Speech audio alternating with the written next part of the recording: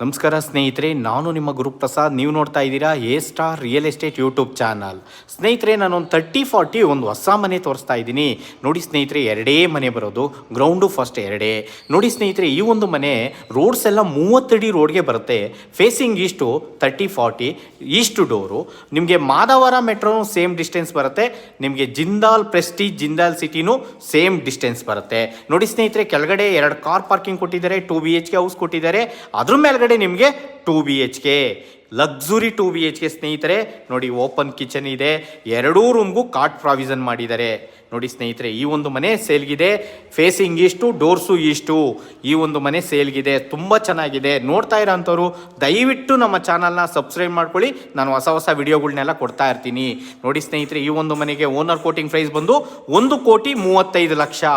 1,35,00,000 ಈ ಒಂದು ಮನೆಗೆ ಓನರ್ ಕೋಟಿಂಗ್ ಪ್ರೈಸು. 60-70%